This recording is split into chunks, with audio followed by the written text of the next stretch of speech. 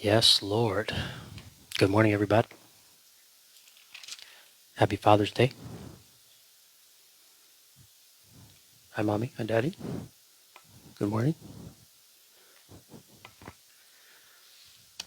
We're going to be in Luke 15. Y'all can start turning there. Luke 15. We're going to be starting in 11. Luke 15:11. That's where we'll be beginning. We'll be talking about a parable. The parable of the lost son. That is what we will be speaking about this morning. So to lay this out for you, in Luke 15, starting in number 11, at this moment, Jesus was sitting with tax collectors, sinners, Pharisees, and scribes. So you could imagine all the different kinds of people in this little congregation going on here that Jesus is talking to. And as I read that, I'm like, dang, that looks like church. Sinners, Pharisees. Pharisees haven't gone anywhere. We still have them. Scribes, tax collectors. So he has a pretty broad audience here. And they were asking him, well, when he gave this parable of the lost son, the Pharisees are saying this man welcomes sinners and eats with them. Because the Pharisees are like, we don't associate with sinners. We don't do that. We're too clean. We don't even touch them because we'll be defiled. And here comes this man claiming to be the Son of God who sits with sinners and eats with them. Now, it didn't say he's doing what they were doing, okay? He's just eating with them because I hear, well, I got to hang out with the sinners yeah, but you're doing what they're doing. You're not doing anything, okay? Did that hurt somebody? I'm sorry. When I hear this stuff, I'm just like, you are turning into them. You're not changing anything. So change who you're hanging out with, change what you're doing, and then you'll see how God can really glorify himself through you. But don't think that you're just prepared to go out there and be like, all right, I'm going to change it. Oh, shoot. But I'm not even that strong in the faith to do that. Amen? Sorry, that was out of my notes. All right. So I set the scene for you. So he gives 3 parables of something being lost. All right. He gives the parable of the lost coin, and then we're going to get into the parable of the lost son. And it reads, he also said, a man who had 2 sons. The younger of them said to his father, Father, give me the share of the estate I have coming to me. No, I'm not doing that. That's what my dad would say. Like, that ain't happening. We're not doing that. And you could imagine this father has 2 sons. He has 2 different personalities here. And those of y'all that have kids know that all your kids have different personalities. And they're all going to kind of react to things differently. Okay? So this father has 2 sons. And in a sense, the father is talking about himself of saying, I have 2 sons. I have some, we'll see how both sons respond to what's going to happen. I have one son that responds this way, and then I have one son that responds this way. But they're still both my sons. Okay? So he has 2 sons, 2 different personalities. And the youngest one, usually it's the youngest one. The youngest one says, give me my estate. Give me what's coming to me. Basically saying, die. I just want you to die and just give me what belongs to me after you die. Give it to me early. Basically insulting his dad and saying, I don't need you. I don't want you. So you can just go ahead and die and just give me what belongs to me early. Now, in this Jewish culture, this is literally like I'm cutting you off. And even the father to his son in this moment should have been like, I'm cutting you off for just asking me this. You're out of the village. You're out of this family. You are done. But that was not his response. And here, when Jesus is telling this parable, their minds are probably like, what?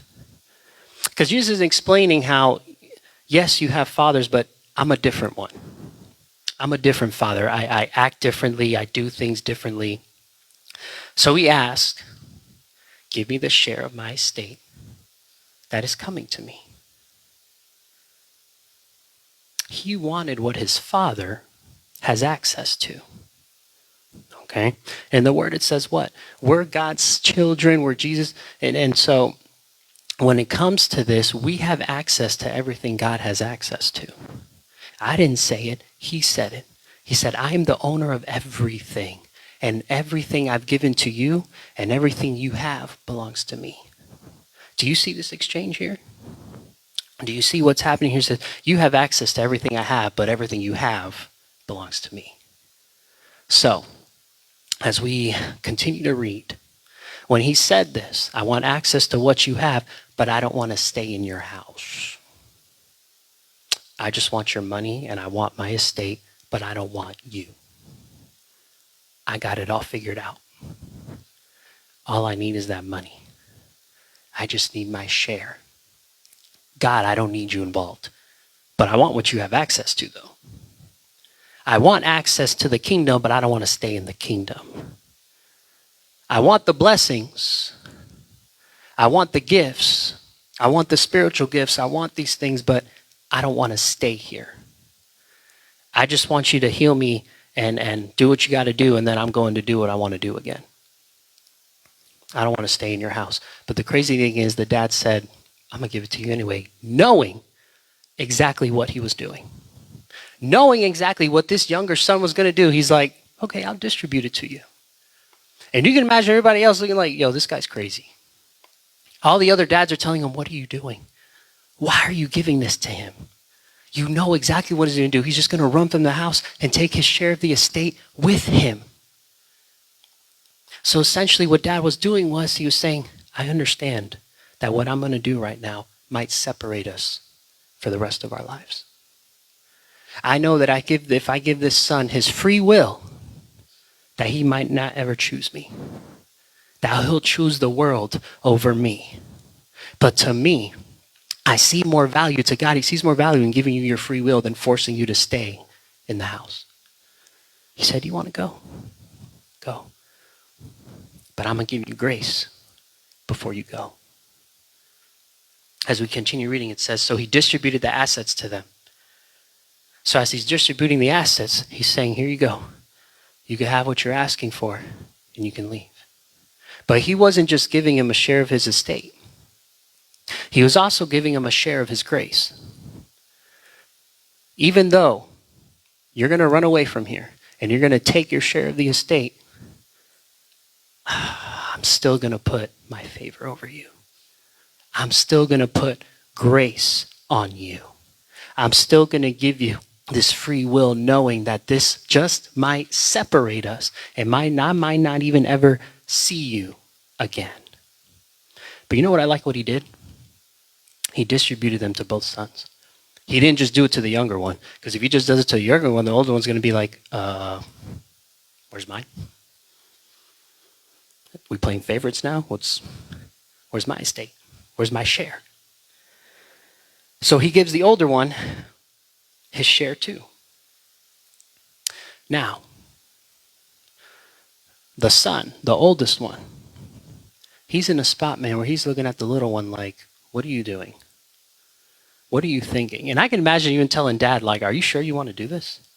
He's like, yes, I'm giving you grace, I'm giving him grace, and I'm giving you grace. And both of them received the equal amount. No one got more grace than the other. I'm going to give you grace, and I'm going to give you grace. And we're going to see how both sons respond to the grace that was given to them. So he does this. By the way, in this time, it was, I'm going to give you your piece of land. Okay? So what he did was he got his piece of land and said, all right, I'm going to sell it, and I'm out. And you can imagine dad like that. That's not what I gave you the land for. But you already know, he already knew what his youngest son was going to do anyway. But he's like, here you go, just here. I'll give you the grace. Okay? I'll give you your share. The dad had to give a piece of himself away. Him knowing all this belongs to me, but I need to give a piece of myself away. For him, even though he's going to do what he's going to do, I'm going to give him that free will. I'm going to give him a piece of me away. A piece of my grace has to leave my body. And what is it that God did? He became man and did what? Died on a cross so I could have a piece of him. So I could eat from that bread. Remember the Last Supper? Eat from my body, from my bread. I'm giving a piece of me to you. Oh, and it's painful, and oh, it's going to hurt because I already know what you're going to do. I already know what you already did, but I still gave a piece of myself to you. I gave a piece of my grace to you, and there's plenty of it to go around. So as we continue to read, not many days later, the younger son gathered together all he had and traveled to a distant country. He had it figured out. He had it all figured out when he left. Thank you. Bye. I don't need your guidance. I don't need you to tell me what to do. Not only that, I'm going far away. So you don't come running after me either. So I can make it really hard for you to find me. And then I go far away too, so I could think twice about coming back. Because if I'm really, really, really far away, I got to think a little more about coming back. Like, do I really want to make that trip back? Remember, in this time period, this wasn't like we got a car. It was walking, horses, whatever you had, that's how you got there. Donkeys. So he goes far, far, far away with a piece of his dad. You can imagine how dad feels at this point. He knew the inevitable was going to happen, and he let him go. He let him do it. Because I'm sure he came up to him and said, Dad, I'm leaving. I'm going to the big city. Is that what we see in movies? I'm going to the big city. I'm going to make it. I'm going to make it there. And we ask, is it, I already know what you're going to do. Just go. Any other parent would be like, you're not doing that. Stop it.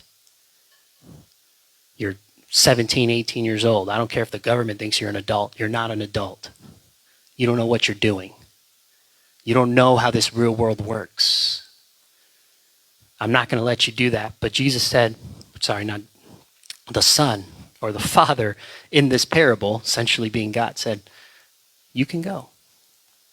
I will release you and I will let you go. I'm not going to force you to stay here. I'm not going to do that.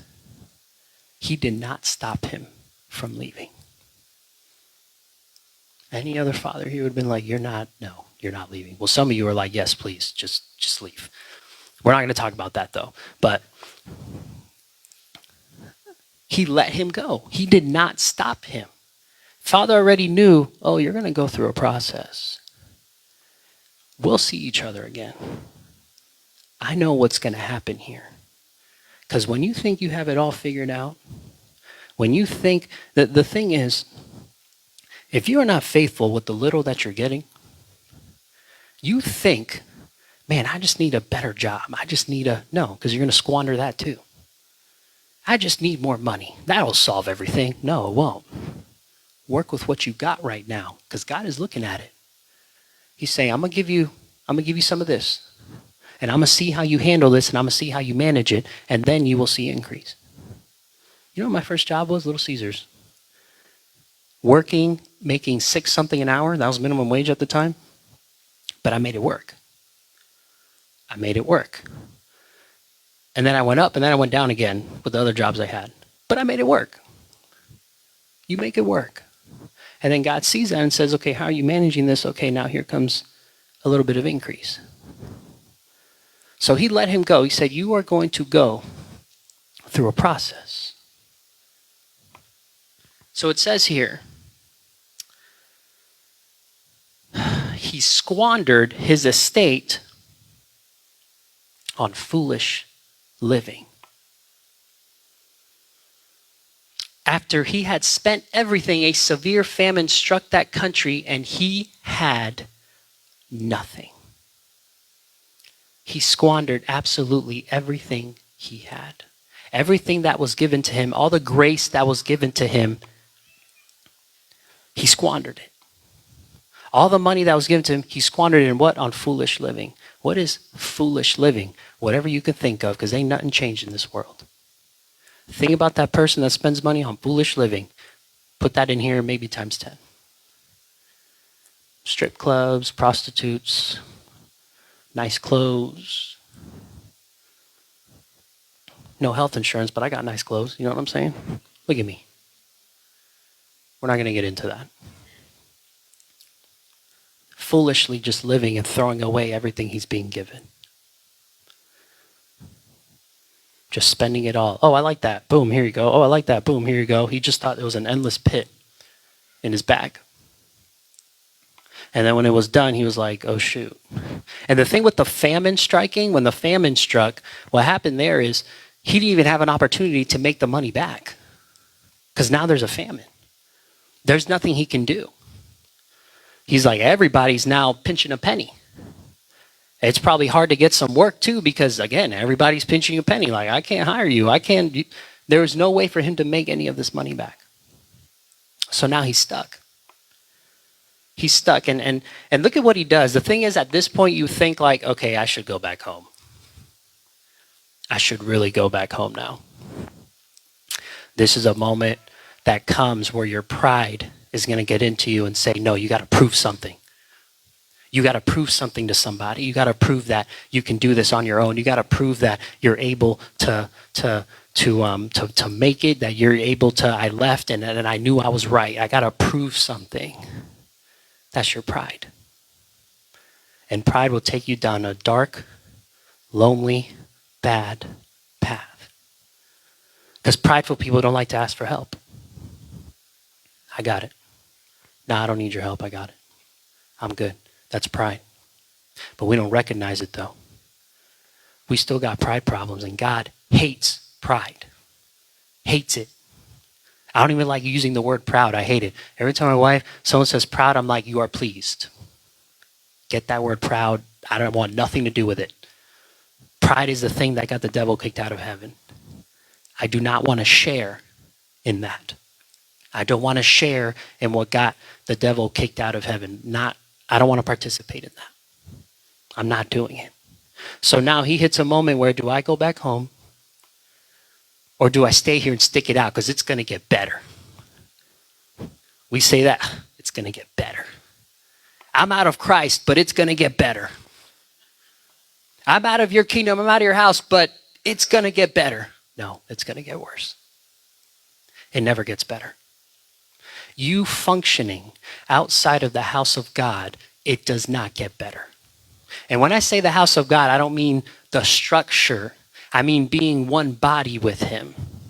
And when you try to separate yourself from his body, it doesn't get better. It gets worse. And you think, again, oh, it's going to get better.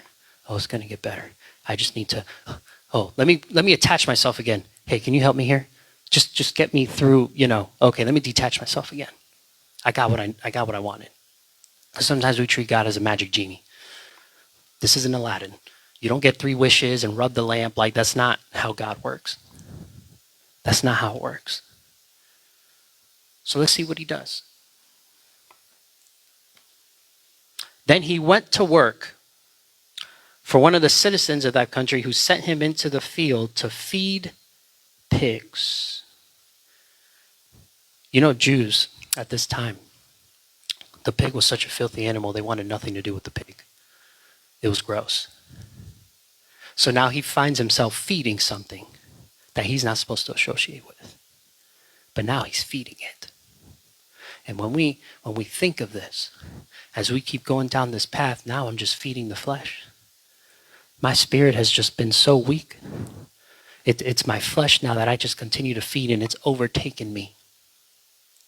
So what happens here is, he longed to eat his fill from the carob pods the pig were eating, but no one would give him any. You know how sad that is? That at this point, his boss says, these pigs are worth more than you. You can't even eat what they're eating. I'm not giving you their food. because I can get food out of them. I can't get anything out of you. You are not worthy of eating what they're eating with the pigs. The fact that no one would give him any, which that means he asked, hey, can I have like a little? No, this is all accounted for. You can't even have what the pigs are eating. I have more value in the pigs than I do you right now. This is the point that he hit. This man hit rock bottom. Rock bottom. Why are you going to wait till you get stuck with the pigs to return, to come to your senses? We literally have it right here. Don't wait till you're at that point. And some of us, man, I met God when I was with the pigs. I came to Christ and he met me with the pigs. And he took me out of there. He took me out of the pigsty that I was in. And he cleaned me up. And that's why I tell you, even though he left the house, the grace still followed him. Because what does it say here? It says, when he came to his senses. What does it mean when you come to your senses? I'm going to start using some good judgment now. Because I was using some foolish judgment before. I'm going to start using some good judgment now. Me being with the pigs made me come to my senses. You want to know how you did that? The grace of God. The grace of God follows you everywhere. And the grace of God is what's going to, it's going to get in you and say, what am I doing? What am I doing? I got to come back to my senses. And what does he say? He said, how many of my father's hired hands have more than enough food? And here I am dying of hunger. I will get up and go to my father and say to him, Father, I have sinned against heaven and in your sight. So at this point he says, okay, I'm going to go back to my father's house. I'm going to go back. I'm going to return. Because even if I return as a servant, because I don't think he's going to take me in as his son, because I kind of cut that and blew that off. I really severed that relationship. I really severed that bridge. If he takes me minimum as a servant, at least I won't even be starving. So even if I'm in his house and I'm at the minimum in his house, I'm good. So I'm just going to go back. And that's the thing, man. That's the thing with, I remember there's a woman that came up to Jesus and Jesus was like, woman, you can't even eat from these crumbs. And she's like, look, I don't care if I'm even a dog asking for the crumbs from the table. At least I'm at the table. I don't care if I'm here in heaven or I don't care what position. I'm here. I'm in the house. Whether I'm preaching up here or sitting right there, I don't care. I'm in the Father's house. I'm in his grace. I'm in his presence. It doesn't matter what level I am as just, I'm here. I'm here. So he comes to his senses. And him thinking, I've severed this relationship so bad, he already made up in his mind, he's going to take me back as a servant. He won't take me in as his child anymore. And some of y'all here has severed some relationships. There's some relationships where you're like, yeah, I don't think I go back to that one. Especially with your family members. Yeah, that relationship is done and over with. I don't think this is going to work again. And if I try to go back, maybe they'll talk to me a little bit, but I don't know. You've already made up the scenario in your head. Don't you hate it when we do that? You make scenarios up in your head and it hasn't even happened. And so what happens is you go with this notion of this is what's going to happen, and then it takes you off guard and you're like, what do I say now? That is not how I expected it to go. Because I already made up my scenario. I already made up my scenario that I can't go back to God, that I severed that relationship and I'm lost, and that's it. Do you want to know why it is so difficult? And I shared this on Tuesday. You want to know why it's so hard to come back to God when you've already been the first time? Because you come the first time and you're cleansed, right? right? And you're clean and God cleans you up. You're in his house, makes you holy, you are my child.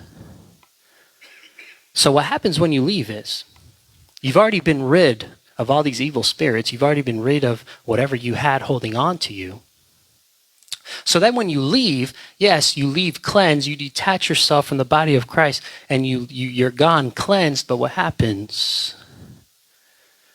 The demons are still looking for somewhere to rest because they are restless. They're searching, they're wandering and looking. Man, we need some rest. Where can we rest? Oh, let's go back to the one that detached themselves. That's a good one. Let's go back to them. So what happens is that evil spirit that the Lord healed you from and took you out of now comes back. And not only that, it comes back and it says what the word says. It was nice and clean. Everything was cleaned up. It was swept. It was ready. But it was vacant. There was nobody there. So they went in. Oh, this is a nice place. Where's the owner? Oh, he ain't here? Okay, I'm going to sit right here then and make this my home. Not only that, he goes in, he makes it his home, but he brings 7 other spirits with him. Hey guys, this is empty. Come on in. It's like you throwing a party at a mansion when nobody's there. You're going to invite everybody. Yo, come in here. There ain't nobody here. It's a big, nice house. Come on in. Some of y'all did that in high school. I don't know. Come on in. Come on. So now there's something stronger holding you from going back to God. Now you have 8 spirits that are like, nah, you ain't going back. We're going to hold you right here. That's why it's harder to come back the second time. And that's what he was going through. Do I really want to go back? Do I really want to do this? Do I really want to go back to God? I don't know. Because he left and it was nice and clean. And while he was being distracted by the world, he was getting filled by demons. He was getting filled by evil spirits. That's what happens when you get distracted and you're not guarding your heart. When you're not guarding your heart and paying attention to what's coming in and what's coming out of here, anything can get in there. Anything. And then the thing is that the devil will have you think it to a point of you can't go back, you're too dirty. You can't be here. You left. You took a part of me. You took a part of his grace and you just squandered his grace and you abused it and you abused the blood that flowed from that cross. You can't go back to him. You can't do that. Lies of the devil. So as we continue to read. So he got up and went to his father. But while the son was still a long way off, his father saw him and was filled with compassion. I don't know how long way off you feel you are this morning. But there's sometimes we feel like, man, God, I am so far away from you. I am so far away from you right now. And it feels that way sometimes. But what did he do? All he did was he got up. He said, I will get up. I will go to my father and say, I have sinned against heaven in your sight. I'm no longer worthy to be called your son. Make me like one of your hired hands. So he got up, went to his father. But while the son was still a long way off, his father saw him and was filled with compassion. He didn't look at you and say, oh, here comes Alexandra again. Here she comes. He didn't have that attitude. You know who has that attitude? We have that attitude. Here they come again. Con lo mismo. With the same thing over and over again. But he was filled with compassion. He likes it when people come back. He didn't say, oh, no, you can't be here. You got to turn around and go. Bye-bye. Nope. You only had one chance. You only had one chance at this. You gotta go. Don't come back here. No, it says he was filled with compassion. He looked at him and said, I need to help my son. When you have compassion for somebody, there's something that moves in you and says, I need to help them. So when his son started coming back, he saw him and was filled with compassion. And then it says he ran, threw his arms around his neck, and kissed him. This was not the response I was expecting at all. Remember, he already made up his scenario. I'm going to be a servant. I have this whole speech prepared. I've written it down. This is what I'm going to say. Okay? This is what I'm going to say to the Lord. And then the Lord just hits you with love, and you're just like, whoa. I don't even know how to respond to that. So here he is, a long way off. Father sees him run towards him. And all he had to do was take one step. All he had to do was get up. That is all he had to do. Get up. The devil tried to keep him down with the pigs, and all he had to do was, I just got to stand up. I just got to get up. And the Lord came running. The Father came running towards him and threw his arms around his neck and started kissing him. This is not the response I was expecting going back to the Lord. This was not the response I was expecting coming back to the person that I hurt, to the Father, to the one who probably grieved while I was gone. But you know what it tells me when he saw him a long way off? That means he was always looking. That means while he was outside working, he'd always look. Where is he? And you can imagine the older son. He ain't coming back, Dad. Stop looking. And that's what some people are going to tell you. Stop paying attention to that. Stop looking. It's not coming back. Dad, what are you doing? He's gone. Stop looking. You can imagine Dad, he sees him and he says, hey, look, you see this? He's back. Look at him. And that's what I like, man, when you feel like you're so far away. When you feel like I can't go back. God is sitting there saying, like, looking and looking for you to just take that step. And the reason why I'm crying right now is because I used to be the older brother saying, stop looking. They're gone. They're gone, Dad. Just stop. So as we continue reading, then he said to him, Father, I have sinned against heaven and in your sight. I am no longer worthy to be called your son. Lies of the devil. Lies of the devil. He already thought, I'm no longer worthy of being called your son because of what I did. It's not about what you did. It's about what God did. Who cares what you did? Seriously. You've been cleansed. You've been healed. Who cares about what you did? Listen, when he came back, the father didn't even ask, hey, what'd you do while you were out there, by the way? He didn't care. He didn't care. He just said, come back home. Just come back. We're going to clean you up. We're going to give you a bath. We're going to clean you up. Just, I don't care what you did. I just want you to come back. So, but the father told his slaves, quick, bring out the best robe and put it on him. Put a ring on his finger and sandals on his feet. Then bring the fattened calf and slaughter it, and let's celebrate with a feast. This is total opposite of how the world works. Total opposite. Not only did this son leave, but he came back and was like promoted. That doesn't make any sense. He came back, okay?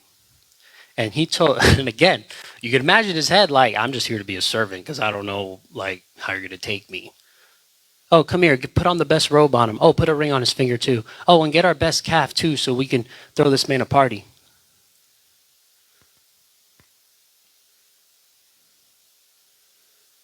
Because this son of mine was dead and is alive again. He was lost and is found. So they began to celebrate. The crazy thing is, in this world, we wouldn't be celebrating this. But in God's kingdom, they celebrate this. When somebody turns away. When somebody turns away from their darkness. When somebody puts their sin aside and says, and puts their pride aside and says, I'm going back to the Father's house. I'm going to celebrate. Put a ring on his finger too. Oh, put the best robe on him. You see how he changed his clothes? You see how when he came back, he said, oh, I got to change your clothes. You can't come in here with that clothes anymore. That clothes is from the old stuff. That clothes is from where you were. I got to change your clothes so you have no more memory of where you came from. I have to change your clothes so when the devil starts pointing his finger, because what he does was he was pointing at his finger when he was pointing at his finger when he had the clothes, when he was with the pigs. And the devil said, well, look where he's been. Look how dirty he is. Look at the pigs. Look where he's been. Look at this. He's a mess. And it says in the vision, I forgot which prophet had it, where the devil was pointing and pointing and pointing, and God just said, put new clothes on him. Put new clothes on him. And now the devil has nothing to point at. I have no evidence anymore. It's gone. You like how God tampers with evidence? I love it. I'm not allowed to tamper with evidence, but he tampers with evidence all the time. He says, all right, we're just going to take this and put it in the shredder. Hey, I don't know what happened to the evidence. It doesn't exist. I forgot. I don't know. That's what he does. And so now the devil's stuck here with no evidence. And he has no fingers to point anymore. I can't point at the faults anymore because it's gone. So, remember, both brothers received the same amount of grace. Okay? Remember this. Now his older son was in the field. As he came near the house, he heard music and dancing, so he summoned one of the servants and asked what these things meant.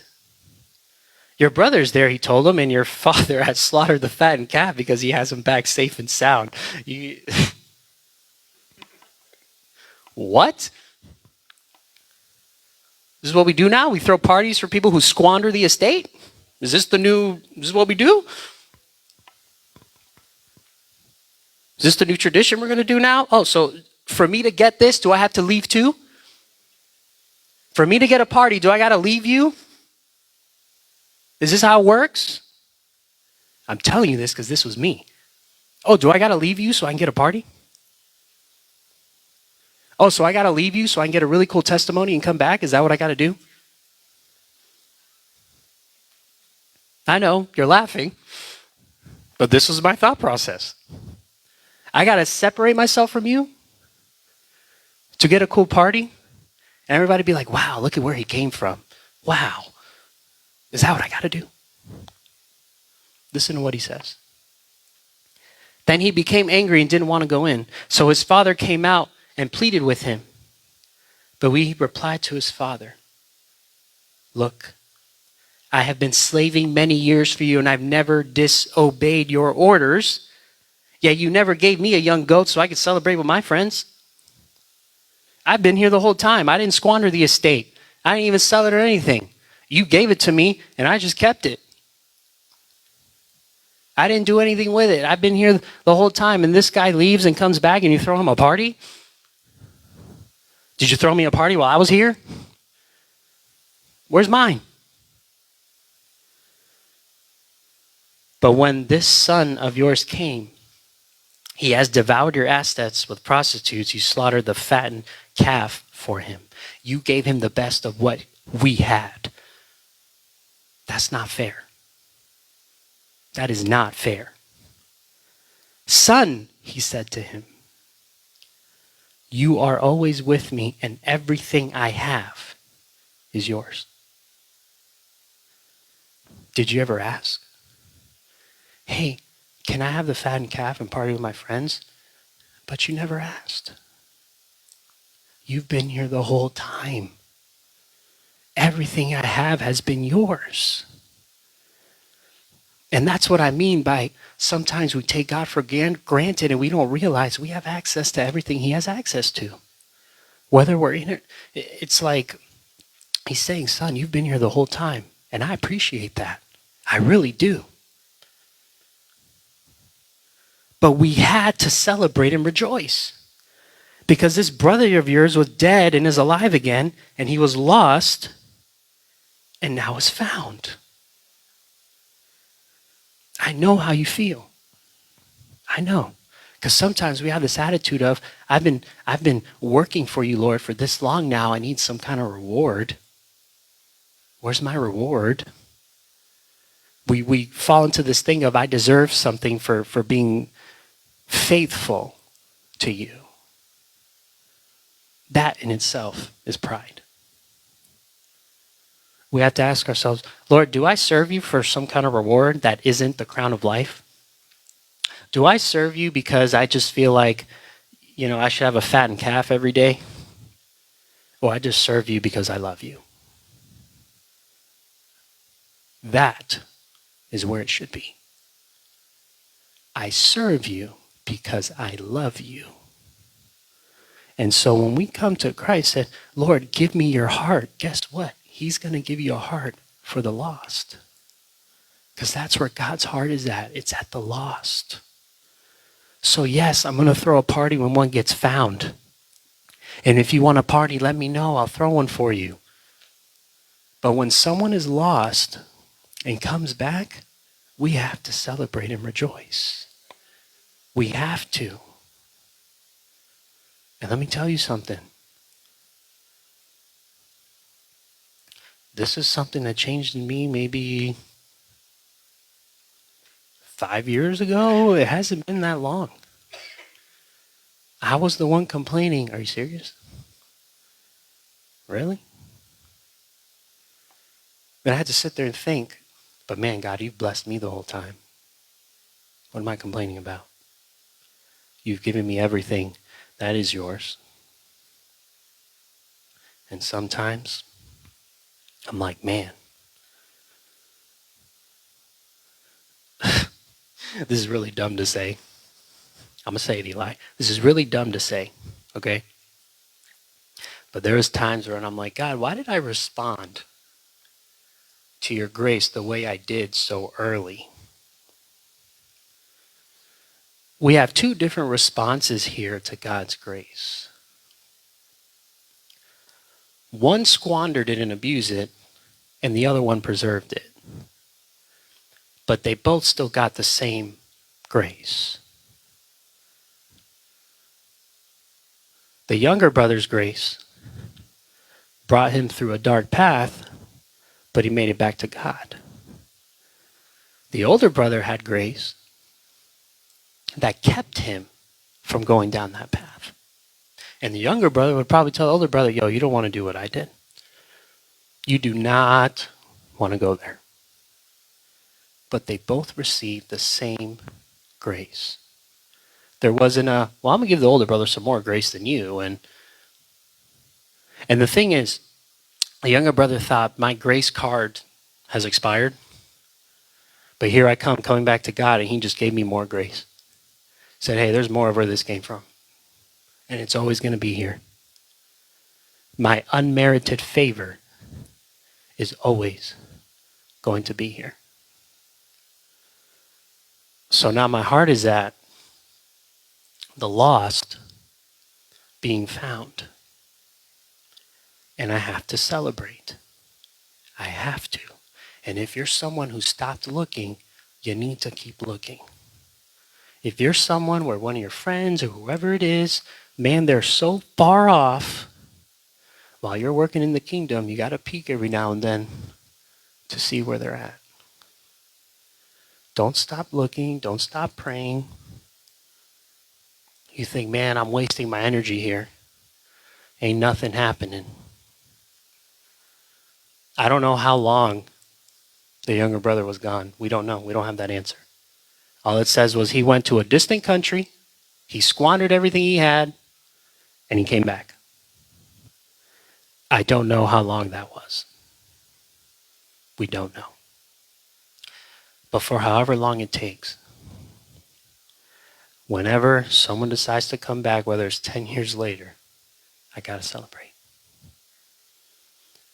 It took you a while, but you're here. That's all that matters. Like, what were you thinking? But you're here now, so we're going to celebrate. Because again, the world will receive you and spit you out. Because that's exactly what it did to him. You keep living by the world, you keep living by the validation and the worthiness of the world, you're going to end up eating with the pigs. And you're thinking, nah, I'm good, man. This is great. This is fun. I'm not, yeah, you're not there yet, but you will be. You're going to get there at some point.